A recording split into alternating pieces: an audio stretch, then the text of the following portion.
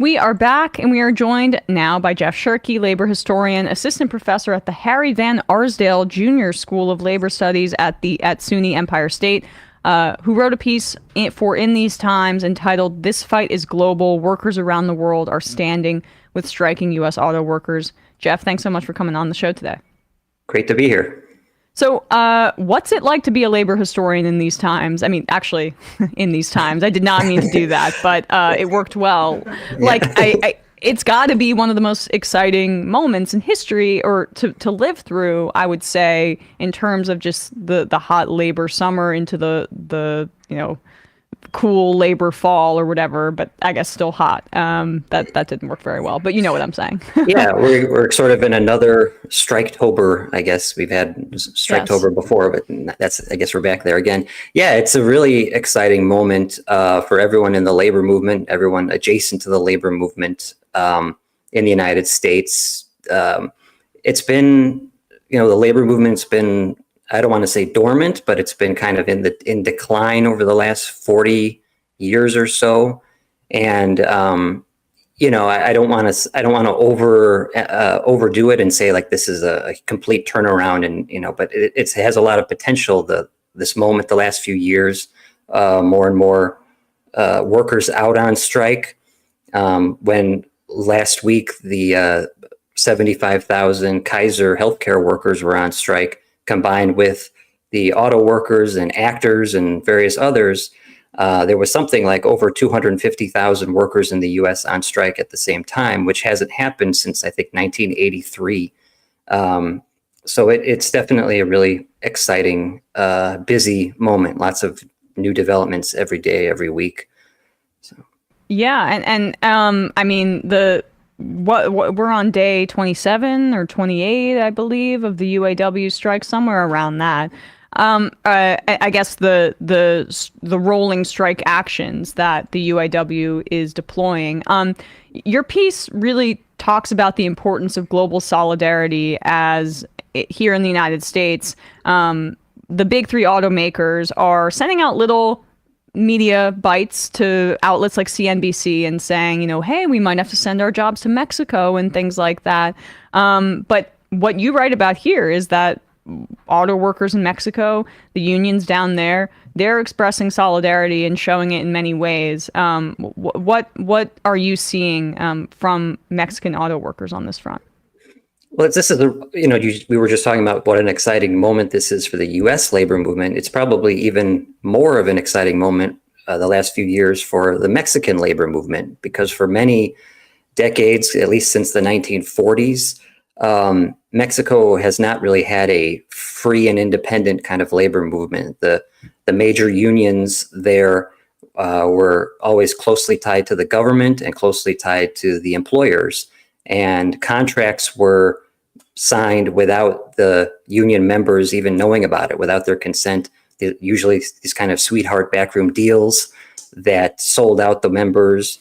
Members had no way to vote for who the union leaders were, etc. But in 2019, Mexico's president, AMLO, signed into law labor law reform that sort of democratized the unions in Mexico, that allows workers to be able to choose their own unions, to vote for who they want to have as their union representatives, and to be able to vote on contracts and to fight for real improvements in their wages and working conditions. And on top of that, the U.S.-Canada-Mexico agreement that was negotiated in 2019 has strong labor protection language in there that allows labor law violators in Mexico to effectively be sort of sanctioned, to have individual employers to lose their tariff privileges with the United States that could, if they violate labor rights.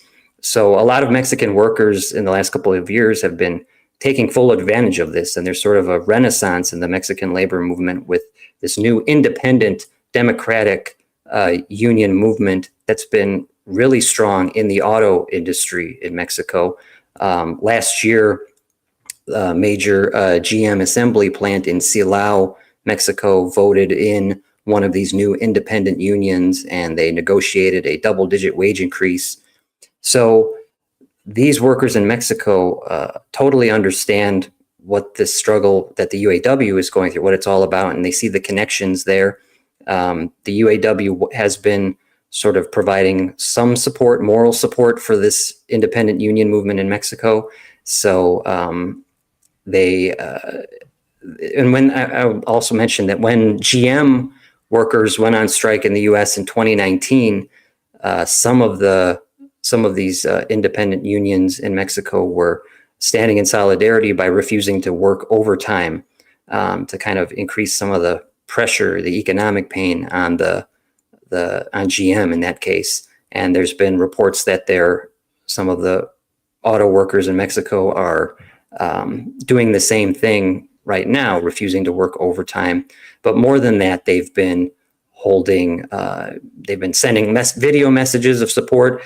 Shortly after the strike started, I think this was on September 19th, a group of workers from a Goodyear tire factory in Mexico who just won their own independent union. They held a demonstration outside of GM's corporate offices in Mexico City, holding up signs in Spanish and English saying, we support the UAW strike, and recorded a video message that they posted to social media. So it's been very inspiring to see. Absolutely. And I mean, it's not just the messages of solidarity. I would imagine that bolstering these unions in the wake of this agreement in 2019 and making unions more robust in Mexico makes it more difficult for these automakers to say, well, we're going to ship our jobs over there because, hey, labor's strong over there too. So that you might not be able to exploit workers in the same way that had been enabled really in the past with a lot of the free trade deals that we saw, including NAFTA. Yeah, and that's kind of a key argument I try to make in the piece, that international labor solidarity, whether it's Mexico or Brazil or Europe or Asia, anywhere, it's not only a boost to morale for workers to say, oh, how it's really great that workers in another country are supporting us and standing with us. I mean, that is part of it, but it's also kind of strategic. One of the core demands of the UAW in this strike is to end tiers, the separate pay scales and benefits for workers doing the same work. They want to have equal pay for equal work, equal benefits for equal work. And some of the people who I interviewed for the article were telling me that there's kind of an international tier with Mexican auto workers doing the same work with the same skill levels as workers in the US, but being paid as little as $2.50 an hour. So if those workers can have strong militant unions that push for better conditions, higher wages, then it sort of sends the message to the big three that there's nowhere they can run. They can't just run off to Mexico, or they can't run off to some other country, because if labor is strong everywhere, that's what ends finally this race to the bottom that we've been seeing for the last 40 years at least.